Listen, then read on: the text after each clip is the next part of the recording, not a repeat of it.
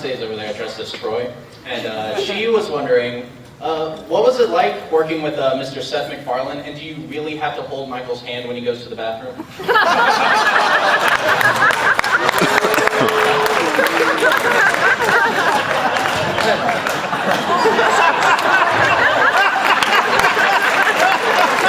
I don't.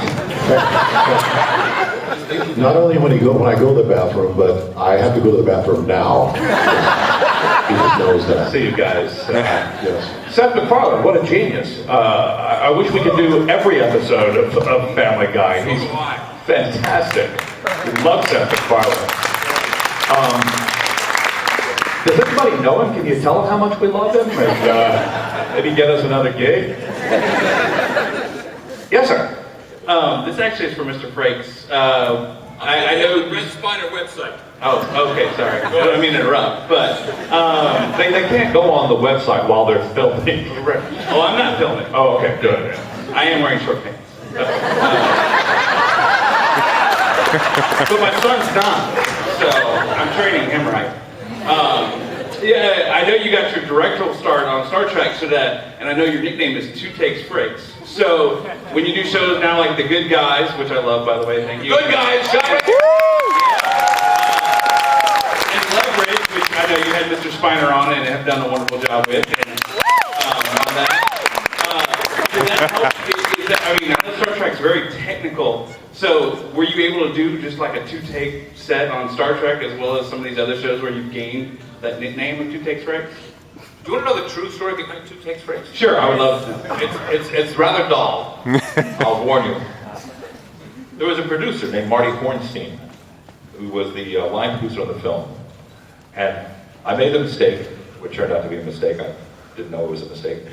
I had printed a take of a part of a scene that looked perfect. I printed it. Everybody was happy. Said, let's move on. Marty Hornstein said, Frakes, you need to print 2 takes. So he went again, printed the second take. People think it's because I work fast and do things in a couple of takes. That's the true story behind the moniker. Well, I told you it was dull. oh no, I'm a media guy. Actually, I always thought it was pancakes, Frakes. Maybe in his later years. But my son has a question. Oh. What's your favorite superhero? Good question. Did they ask you? Maybe you were, young fellow. Were you asking him? I'm sorry. Yes, he was asking you. I personally am a big Superman fan. I think that Superman is the king of all superheroes. Everything came from Superman, right? That's the guy. He can do it all. He couldn't stretch like Elastic Man, but he can do everything else. Plastic Man. Thank you. Who's your favorite? He wants to know your favorite.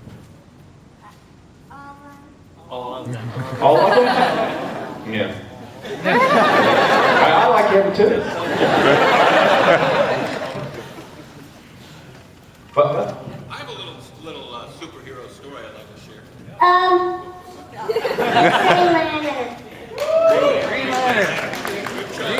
Green Lantern. My son was your age.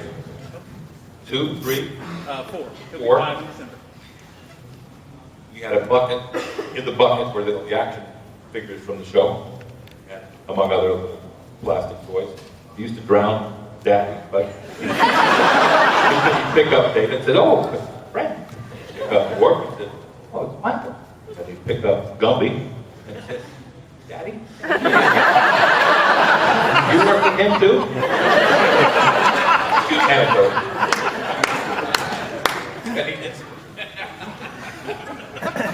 Where's that guy in the blue shirt who was asking questions? This him. Yes. What? Oh, there he is, right there. Go ahead. He wanted to know your superhero as well. I'm sorry, I gotta defer to Superman. Yeah. If every guy You know what? If you ever want to see a great take or a great philosophy behind Superman, watch Pulp Fiction, where David Carradine has that long speech about Superman and Kill Bill 2. Sorry, Kill Bill 2, where he says that all the other superheroes they have disguises. Okay, he says, but Superman is Superman.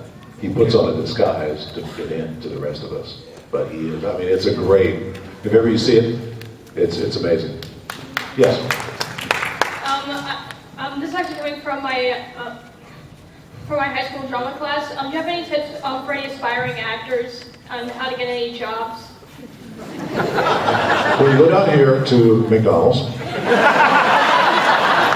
you fill out the application, within a couple of days, you're frying them up. No, I would say that Brent, I didn't go this route, but Brent and Johnny went the right route, which is they studied. They stayed in school and they got their training. You know, Brent, and John, years of voice training, acting lessons, all that type of stuff in school, and then they got out and they were ready for it. I mean, if I was going to give anybody advice, I would say that's the way to do it. My one piece of advice, and this can't, I've said this before, learn to type.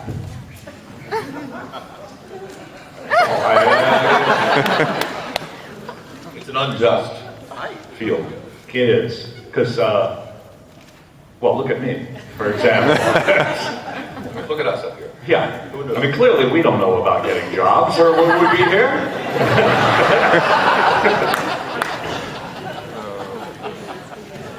But you know what? Just stick with it. Really, the serious. This is what I say, and people said it to me too, and I think it's right.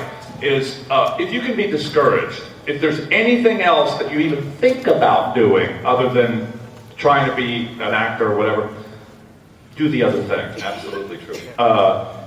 The people who actually are on the big screen or on television or the stage where that you see professional actors, they are people who just simply could not be discouraged.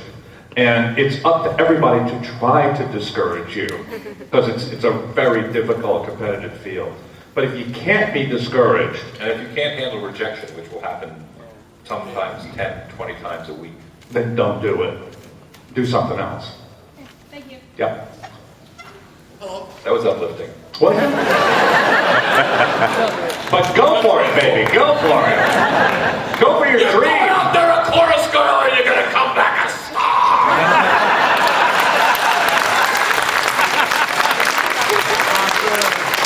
And when you make it, How bad does burlesque look? You see the trailer for that with Christina Aguilera and Cher? oh, my favorite too was twosome.